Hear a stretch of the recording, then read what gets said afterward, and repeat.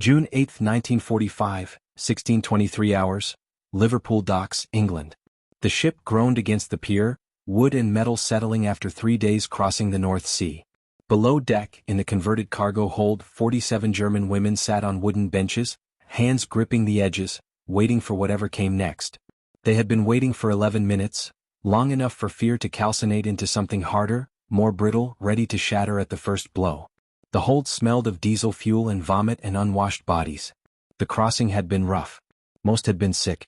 They wore Wehrmacht auxiliary uniforms faded to gray, patched and repatched, marked now with brown strips sewn hastily onto the backs to designate prisoner status. Above them, through the deck grating, came the sound of boots, voices speaking English in tones they couldn't parse, command or conversation, threat or routine, impossible to distinguish. Then the whole door opened. Sunlight flooded in, too bright after 3 days of artificial gloom. A British officer appeared at the top of the gangway, silhouetted against the light, unreadable. He descended slowly, each footstep deliberate, amplified by the metal stairs. He stopped at the bottom. Surveyed the women with eyes that had seen too much to be surprised by anything. Spoke in accented but clear German, "Welcome to England. You'll disembark in orderly fashion. There will be no running, no disorder. Follow the soldiers to the processing area. You'll receive food and water once we've completed documentation." Then he added something none of them expected. Something that made no sense in the language of captivity they'd learned to speak. He said, "The war is over.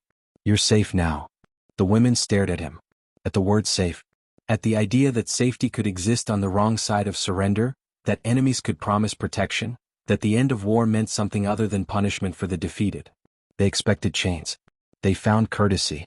And nothing in 6 years of propaganda had prepared them for the sight that waited outside the ship.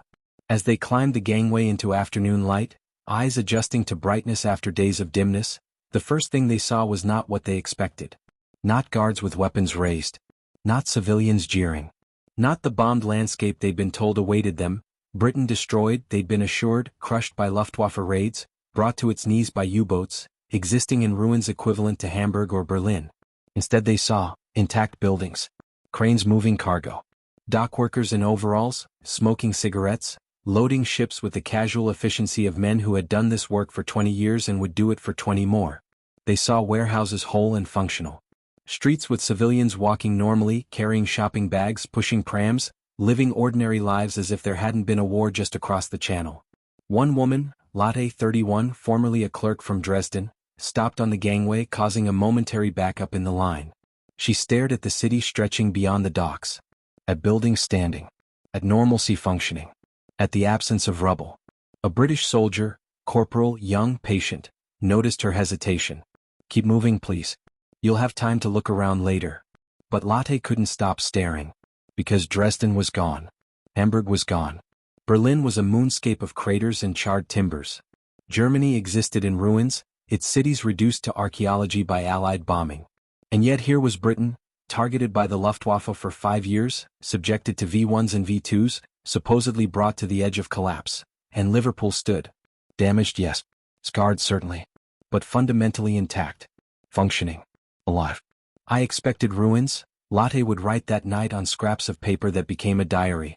"I expected to see what we saw at home, devastation, hunger, collapse. Instead I saw a city that still worked. That was when I understood. We didn't just lose the war. We never had a chance." They had been captured in the final chaotic weeks of Germany's collapse. Most were auxiliaries, clerks, radio operators, telephone switchboard workers, nurses, women conscripted into non-combat roles as the Reich scraped the bottom of its manpower reserves. When British forces overran their positions in April and May 1945, surrender had been relief. Better British custody than Soviet advance. Better documented processing than uncertain flight. The journey to England had been methodical. Processing centers in Germany, where they were photographed, fingerprinted, interrogated briefly, classified by security risk. Then transport to coastal embarkation points, trucks, then trains, then the ship. At each stage they'd been told the same thing: comply with instructions, maintain order, follow regulations. No promises. No threats. Just procedure. The ship crossing had been the worst part. Rough seas, cramped quarters, seasickness affecting almost everyone. They'd been given buckets and minimal food, biscuits, water, nothing substantial because eating while seasick was pointless. British soldiers had guarded the hold but maintained distance, speaking only to give instructions, not engaging otherwise. Professional detachment, neither kind nor cruel. Now they stood on Liverpool docks processing what they saw. A city that worked. People who looked fed. Buildings that stood.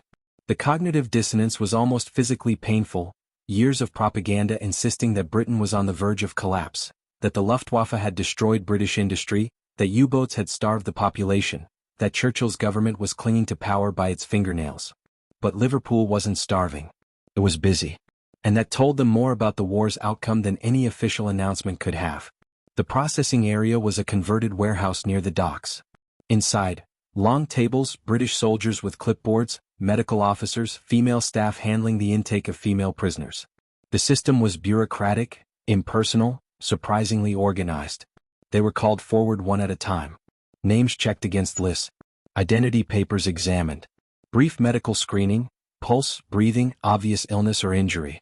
Questions asked and answered through translators. Rank, unit, duties performed, next of kin, home address if it still existed. When Lottie's turn came, a British sergeant, middle-aged with the tired efficiency of someone who had processed thousands of prisoners in recent weeks, checked her papers and asked the standard questions. Then he asked something unexpected. When did you last eat a proper meal? Lottie thought about this. 3 weeks ago. Maybe 4. The sergeant made a note. You'll receive a meal after processing. British Army rations. Same as our soldiers get. It's not fancy but it's adequate. The same as your soldiers? He looked up, surprised by her surprise. Prisoners of war are entitled to the same rations as the detaining powers forces. Geneva Convention. You'll be fed properly. Lottie stared at him. The same rations as British soldiers. Not scraps. Not starvation rations. Not punishment through deprivation. The same food that fed the victors would feed the defeated. If this moment already changed how you see the war, subscribe, the next will surprise you even more. The meal came 2 hours later, after processing was complete. They were directed to a mess area, long tables, benches, the institutional architecture of military dining. British soldiers served from behind a counter. Stew, potatoes, bread, tea. Plain institutional food. But hot. And real. Lotte received her tray and found a seat. Looked at the meal in front of her. Picked up the spoon. The first bite was revelation, not because it was delicious, it wasn't particularly, but because it was substantial. Protein. Vegetables. Calories sufficient for a working adult. Food that assumed prisoners needed to be maintained, not merely kept alive. Around her, other women ate in silence. Some cried quietly while eating. Some ate mechanically, unable to process the contradiction between what they'd been told to expect and what they'd received. One woman, younger, maybe 22, ate too quickly and had to stop, overwhelmed, her body unused to adequate food. A British officer, captain, female, with the practical manner of someone accustomed to managing logistics, walked through the mess area, checking that everyone had been served. She stopped at tables occasionally, asking through a translator if anyone needed medical attention, if the food was adequate, if there were problems. When she reached Lotte's table, she paused. How's the meal? The translator conveyed the question. Lotte answered honestly, better than I expected. The captain nodded. Good. You'll receive 3 meals daily. Same rations as British civilians under wartime restrictions. Not luxury but adequate. If you have medical dietary needs, report to the medical officer. She moved on. Just doing her job. But the job involved ensuring German prisoners were fed properly, which suggested a system designed for maintenance rather than punishment, for compliance rather than cruelty. They fed us, Lotte wrote that night. Not grudgingly, not minimally, adequately. As if we were people who needed food rather than enemies who deserved to starve. That assumption, that prisoners deserved adequate nutrition, challenged everything I'd been taught about what defeat meant. The transport to the camp took 3 hours by train. They rode in guarded carriages, watching English countryside pass through windows, green fields, intact villages, farms with animals grazing, a landscape that looked nothing like the bombed territories they'd traveled through in Germany. Here the war had touched but not consumed. Buildings stood. Churches had spires. Roads were maintained. Life continued with an ordinariness that felt obscene given what they'd left behind. One woman, Frida, 36, a former nurse, sat by a window watching a British farmer work his field with a horse-drawn plow. The scene was so normal, so removed from war, that it felt like a painting from another century. She turned to Latte sitting beside her. Look at that. He's just farming. Like there isn't a war. There isn't a war anymore. For us anyway. But how is his field intact? Why isn't it cratered? Where are the ruins? Latte had no answer. Because the answer was obvious and devastating. Because Germany had lost. Because the Luftwaffe had failed to destroy British agriculture. Because U-boats had failed to starve Britain into submission. Because every promise of imminent British collapse had been propaganda, and they believed it because doubt was dangerous and belief was required. They arrived at a camp in Lancashire, rows of Nissen huts surrounded by wire, functional and orderly. Not luxurious. But not deliberately harsh either. Just a holding facility designed for processing prisoners until repatriation could be arranged.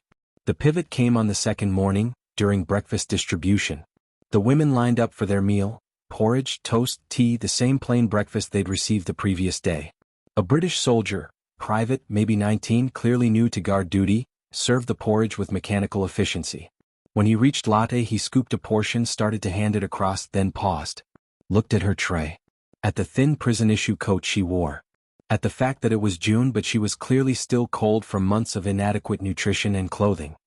He reached under the counter, pulled out an extra slice of toast, added it to her tray. Said nothing.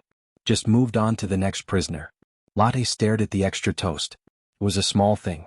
A gesture that cost him nothing, meant nothing to him probably. But it suggested something she hadn't expected.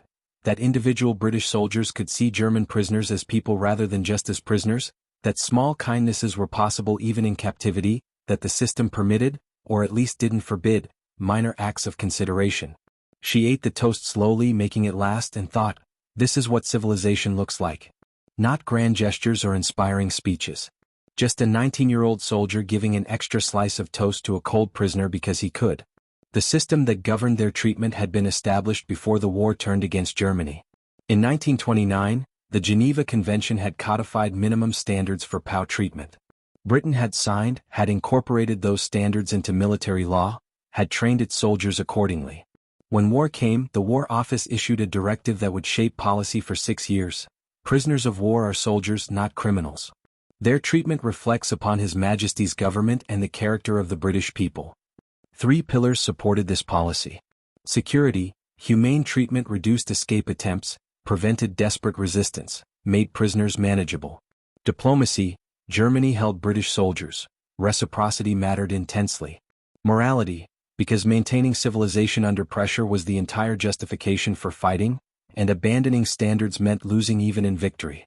A memo dated May 1945, addressing the influx of German prisoners, reiterated the policy clearly. Prisoners will receive adequate food, medical care, and accommodation. Work assignments will be reasonable. Mistreatment will not be tolerated. British forces will maintain discipline and professionalism at all times. The words were bureaucratic, but they translated into real experience. The meal in Liverpool, the extra toast, the medical examinations, the systematic fairness that characterized British POW administration. Not perfect. No system spanning thousands of camps and hundreds of thousands of prisoners could be perfect. But structured, regulated, consistently enforced. Civilization under pressure, maintained through discipline rather than sentiment. Daily life in the camp developed its rhythms.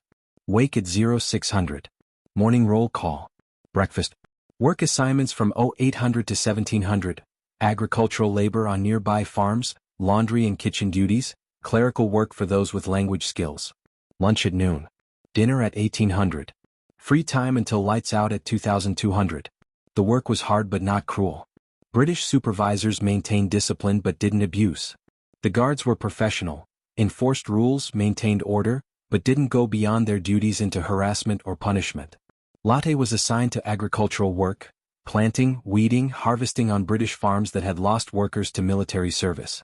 The British farmer who owned the land she worked, Thompson, 60-something with gnarled hands and a weathered face, treated the POW workers exactly as he would any farm laborers. Gave clear instructions, expected competence, corrected mistakes without anger, occasionally shared tea during breaks.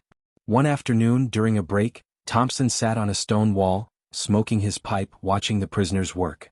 Latte approached hesitantly, asking through gesture if she could rest nearby. He nodded. They sat in silence for a few minutes. Then Thompson spoke in slow English. Latte didn't understand all the words, but his tone was clear, not hostile, just conversational. He pointed at his fields, gestured broadly. Then he pulled out a photograph from his coat pocket, a young man in British Army uniform. His son, clearly. He showed it to Latte, said something in English that sounded like pride and worry mixed together. Latte understood without language. His son was in the war. Or had been. She didn't know if the photograph meant he was alive or dead, stationed somewhere or already buried. But Thompson showing her the photograph meant something. Meant he saw her as a person capable of understanding what it meant to worry about someone in a war, meant he trusted her enough to share this small piece of his life. She nodded. Said in German, knowing he wouldn't understand the words but hoping he'd understand the tone, "I hope he's safe." Thompson seemed to understand. He nodded, put the photograph away, finished his pipe, stood and returned to supervising. But something had shifted. They weren't just guard and prisoner, victor and defeated. They were two people whose lives had been disrupted by war, working the same field, hoping for the same things. An end to fighting, safety for family, return to normal life. Personal stories accumulated like sediment, each woman processing the contradictions between expectation and experience in her own way. Greta, 28, worked in the camp kitchen. She had expected the work to be punishing, the conditions degrading. Instead she found it was just work, hard, tedious, but not different from any institutional kitchen. The British corporal who supervised, a woman named Davies, Welsh with a dry sense of humor, treated her exactly as she'd treat any kitchen worker. Gave clear instructions, expected competence, occasionally joked about the quality of British Army food in a way that suggested shared suffering rather than hierarchy. "She complains about the food the same way we do," Greta told Latte one evening. "Not to us, just in our presence, as if we're colleagues who understand the frustration of working with limited ingredients.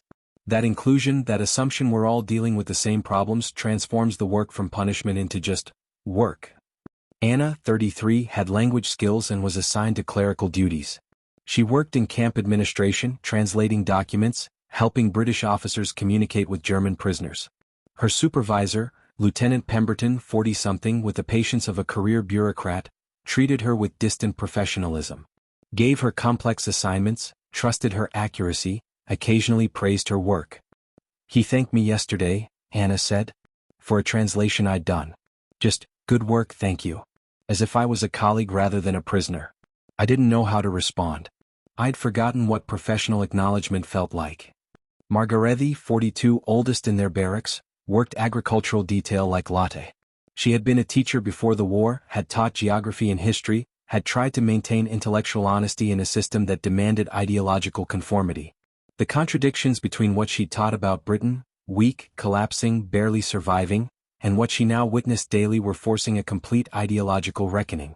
"I taught children that Britain was defeated," she said quietly one night. "That the Luftwaffe had destroyed their industry, that U-boats had cut off their food. I showed maps marking bombed cities, graphs showing declining production. All of it was lies. Or partial truths presented as complete truth. And I believed it because everyone believed it, because doubt was treason. Now I see intact cities, functioning farms, fed populations. And I have to reconcile the fact that I taught propaganda to children who trusted me. If you're seeing this war in a new light, subscribe, the next scene will challenge you even more." July brought summer heat and longer work days. The prisoners worked the fields from early morning to avoid the worst heat, then resumed in evening when temperatures dropped. British supervisors adjusted schedules accordingly, not from kindness but from practicality, because heat exhaustion reduced productivity and sick prisoners required medical care. But practicality applied consistently looked like consideration. When supervisors provided extra water during heat waves, when they adjusted work schedules to avoid the hottest hours, when they sent obviously struggling prisoners to medical tents for examination, these practical decisions, motivated by efficiency rather than compassion, produced humane outcomes. One afternoon, during particularly intense heat, Latte felt dizzy while working. She tried to hide it, afraid that showing weakness would mean punishment.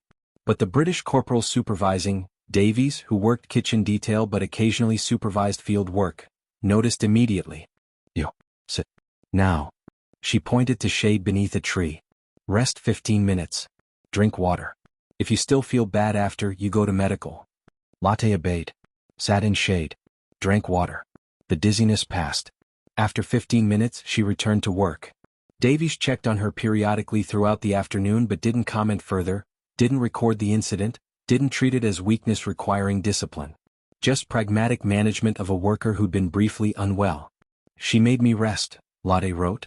Not as punishment, not as coddling, just as practical necessity. Workers who collapse from heat exhaustion can't work tomorrow. Better to prevent problems than treat them. But the result is the same. I was cared for when I needed it. August brought Red Cross packages. The system for international mail and parcels had been slowly rebuilt through neutral countries, and by mid-1945 it was functional again. Parcels arrived marked with Red Cross emblems. Care packages containing toiletries, writing paper, small luxuries like chocolate or cigarettes. Lotte received hers and opened it carefully. Soap, a comb, toothpaste, writing paper, 3 envelopes, a small bar of Swiss chocolate. She held each item like it was precious, unable to quite believe that some organization operating across borders and ideologies, had sent these things to German prisoners in British camps. That evening, she used the writing paper to begin a letter to her sister, last known to be in the Soviet occupation zone. The letter took 3 days to compose, every word carefully chosen to pass censorship while still conveying truth. She wrote about the camp, the work, the food, the British guards who were firm but fair. She wrote, "We are treated better than we expected. They feed us adequately, work us reasonably, maintain order without cruelty. I think I will survive this." She handed the letter to a British sergeant for review. He read it, stamped it approved for Red Cross forwarding, looked at her. "Soviet zone will take time. Mail routing through there is complicated. Could be 3 months before she receives this, another 3 before you get a reply. 6 months is better than never." True enough. He filed the letter. Keep writing. Even if you don't get replies immediately, they're getting through eventually. That matters. In September, the camp organized a small memorial service. Not celebration. Celebrating with prisoners would be inappropriate, but acknowledgement. The war in Europe had ended 4 months earlier. People had died. Losses needed recognition. A British chaplain conducted the service, speaking in English then German, acknowledging both British and German dead, recognizing that grief was universal even if the causes were not. He prayed for peace, for healing, for wisdom in rebuilding what had been destroyed. After the service, Lotte found herself standing near the chaplain. He approached her, asked in German how she was managing. She thought about lying. Settled on honesty. Adjusting. The camp is not what I expected. What did you expect? Punishment. Starvation. Cruelty. We were told British captivity would be brutal. The chaplain nodded slowly. And instead we receive adequate food, reasonable work, professional treatment. I don't understand why. Because cruelty requires energy we don't have and produces problems we don't need. Treating you fairly is easier and more productive than treating you badly. That's not virtue, that's pragmatism. But the result is the same, you're treated humanely. It was the most honest explanation anyone had given her.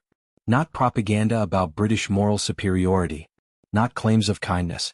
Just pragmatic calculation that fairness worked better than cruelty.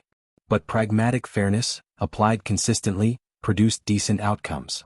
And decent outcomes mattered regardless of motivation. October brought repatriation planning. Prisoners were being screened, sorted, prepared for transport back to Germany in stages. The process was slow. Germany was divided into occupation zones, transportation networks were damaged, priorities were being negotiated among the Allies. Lotte was in the third wave, low-risk auxiliary, suitable for repatriation to British zone, scheduled for November departure. The news brought mixed feelings. Relief to go home. Fear of what home had become. Before leaving, she received something unexpected. Lieutenant Pemberton, who supervised Anna's clerical work but knew all the prisoners by sight, called Lotte to the administration office. "We've prepared reference letters for prisoners who demonstrated good work habits. You're receiving one." He handed her an envelope. Inside, a letter on British Army stationery stating she had worked agricultural details competently, had been punctual and reliable, had followed instructions consistently, was recommended for similar work. Lotte stared at it. A reference? For being a good prisoner? For being a good worker? The fact that you were a prisoner is incidental to the quality of your work. He paused. Germany's destroyed. Jobs will be scarce. This might help. That's all. Why would you help me find work? Pemberton looked at her steadily. Because you earned it through competent work. Because the war's over and holding grudges is exhausting. Because maybe if enough people treat each other fairly, we won't repeat this in another generation. He returned to his paperwork. Good luck, Lotte. The convoy left Lancashire on a grey November morning. Lotte sat in the truck with 40 other women, holding her reference letter, watching the camp disappear. 6 months earlier she'd arrived expecting ruins and found intact cities. Had expected punishment and found systematic fairness. Had expected enemies and found people. The ship crossing back to Germany was calmer than the crossing to England. Lotte stood at the rail, watching Britain recede into mist. She thought about Liverpool's intact buildings, about the extra toast, about Thompson showing her his son's photograph, about Davies making her rest in the shade, about Pemberton's reference letter. Small things. Individually unremarkable. But collectively they formed a pattern, and the pattern was civilization. Systematic attention to prisoners' basic needs, consistent enforcement of fair standards, discipline without cruelty, authority without humiliation. Germany in November 1945 was unrecognizable. Lotte found her sister in Dresden, living in a basement, working for Soviet occupation forces, surviving. They held each other and cried and didn't speak for a long time because words couldn't contain what they'd experienced. Lotte used Pemberton's reference letter to find work in the British occupation zone. The irony wasn't lost on her.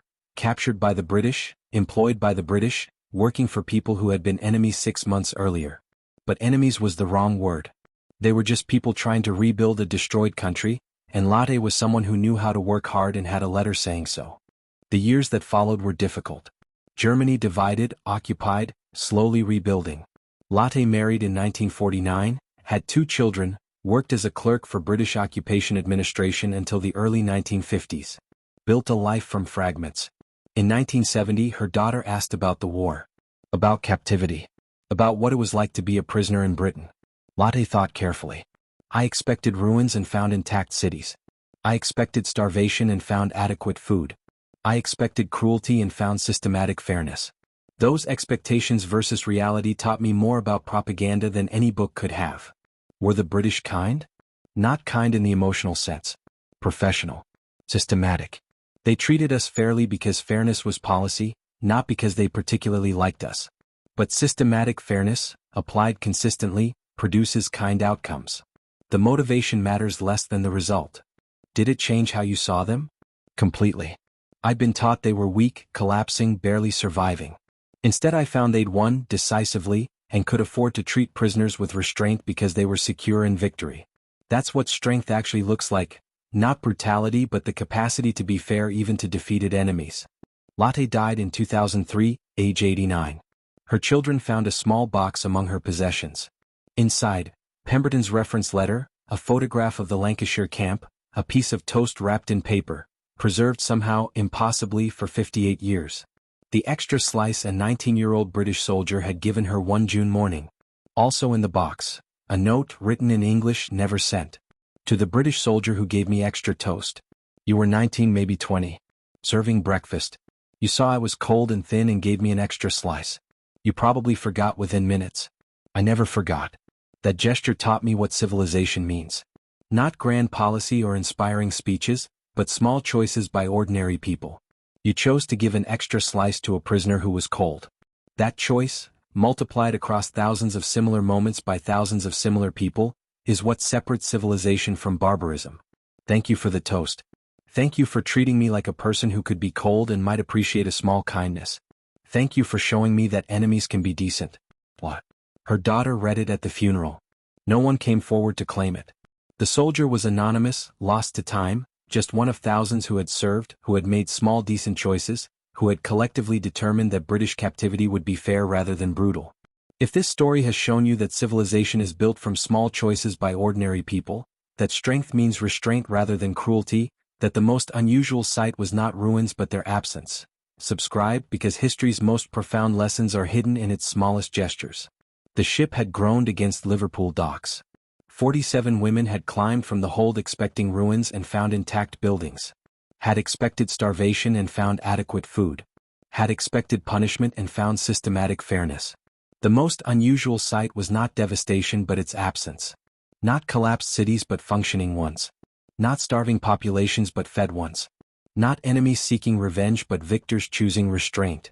That sight, those intact buildings, those ordinary streets, that functional normalcy, taught them more about the war's outcome than any statistics or pronouncements. Because it proved that everything they'd been told was lies, that Germany had never had a chance, that the promised victory had been propaganda and the certain collapse of Britain had been delusion. But it also taught them something else. That victors could choose fairness over cruelty, that systems could be designed for maintenance rather than punishment, that civilization persisted not in grand gestures but in small ones: extra toast, adjusted work schedules, reference letters, professional treatment. The unusual sight was normalcy. The unexpected experience was fairness. The revelation was that enemies could be decent and decency could be systematic.